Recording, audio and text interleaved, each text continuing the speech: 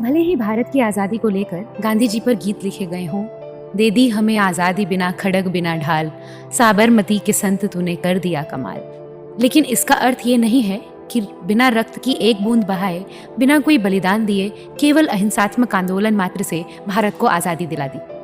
बल्कि देखा जाए तो लाखों क्रांतिकारियों के प्राणों के बलिदान का परिणाम भारत की स्वतंत्रता है। आज हम एक ऐसी ही बलिदानी वीरांगना का किस्सा लेकर आए हैं, जिसके रक्त की बूंद बूंद में स्वतंत्रता की चिंगारी थी और अथाह जज्बा था। देश की स्वतंत्रता के लिए अपने हाथों विधवा बनी, अपने हाथों अपना सुहाग उजाड़ दिया, सिर्फ और सिर्फ भारत माता की गुलामी की बेड़ियां तोड़ने के लिए।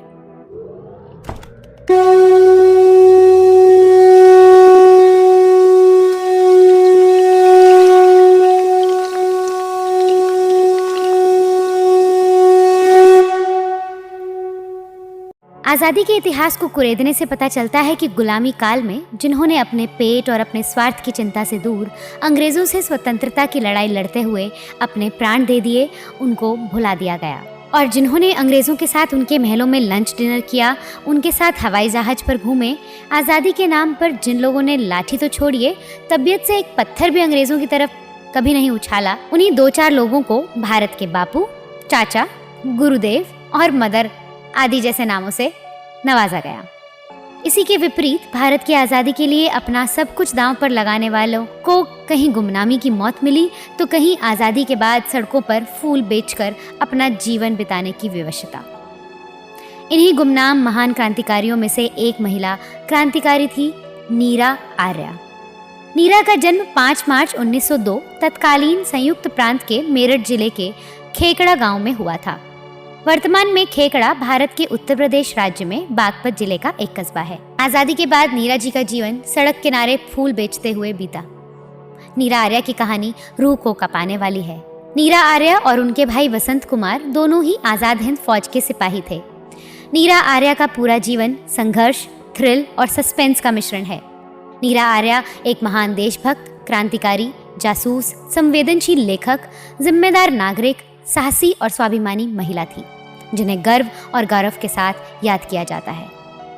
नीरा आर्या ने नेताजी सुभाष चंद्र बोस के प्राणों की रक्षा के लिए सेना में भर्ती अपने अफसर जयकांत दास की हत्या कर दी थी। मौका देखकर जयकांत दास ने सुभाष चंद्र बोस पर गोलियां दागी, लेकिन वो गोली सुभाष बाबू के ड्राइवर को जा लगी। लेकिन इसी दौरान नीरा आर्या ने अपने पति जयकांत दास के पेट पर खंजर घोंपकर हत्या कर दी और सुभाष बाबू के प्राणों की रक्षा की। अपने पति की हत्या करने के कारण सुभाष बाबू ने नीरा आर्या को नागिन नाम दिया। आज़ाद हिंद फौज के समर्पण के बाद जब दिल्ली के लाल किले में मुकदमा चला, तब आज़ाद हिंद फौज के सभी सिपाही बरी कर दिए गए, लेकिन नीरा आर्या को अपने अंग्रेज अफसर पति की हत्या के आरोप में काले पानी की सजा सुनाई गई तथा उन्हें घोर यातनाएं दी गईं। नीरा लिखती हैं कि जब कोलकाता जेल में थी तो हमारे रहने का स्थान वे ही कोठरियाँ थी जिनमें अन्य महिला राजनीतिक अपराधी या तो रही थी या रहती थी। हमें रात के 10 बजे कोठरियों में बंद कर दिया गया और चटाई कंबल आदि का नाम भी सुनाई नहीं पड़ा।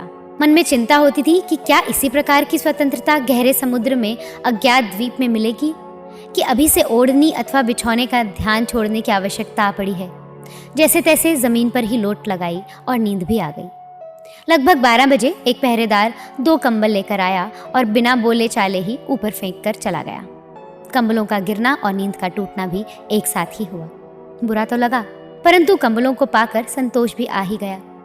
अब केवल वही एक लोहे के बंधन का कष्ट और रह रहकर भारत माता से जुदा होने का ध्यान साथ में था। सूरज निकलते ही मुझको खिचड़ी मिली और लुहार भी आ गया।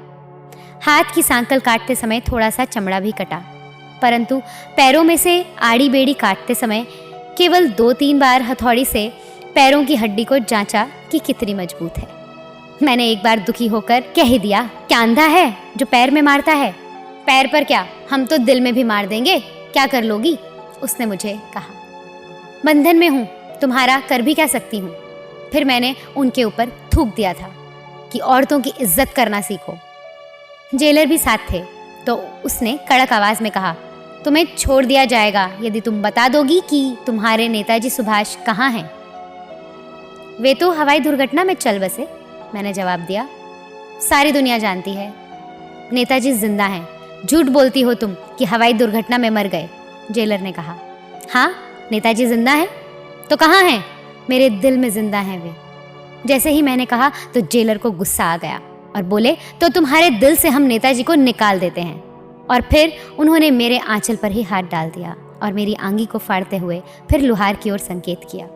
लुहार ने एक बड़ा सा जंबूड़ औजार, जैसा फुलवारी में इधर उधर बड़ी हुई पत्तियां काटने के काम आता है, उस रिपर को उठा लिया और मेरे दाएं उरेस को उसमें दबाकर काटने चला। लेकिन उसमें धार नहीं थी, ठूंठा था और ओरोज़ों को दबाकर असहनीय पीड़ा देते हुए दूसरी तरफ से जेलर ने मेरी गर्दन पकड़ते हुए कहा, अगर फिर ज़बान लड़ाई तो तुम्हारे ये दोनों गुब्बारे छाती से अलग कर दिए जाएंगे। उसने फिर चिमटानुमा हथियार मेरी नाक पर मारते हुए कहा, शुक्र मानो महारानी विक्टोरिया का, इसे आग में नहीं तपाया।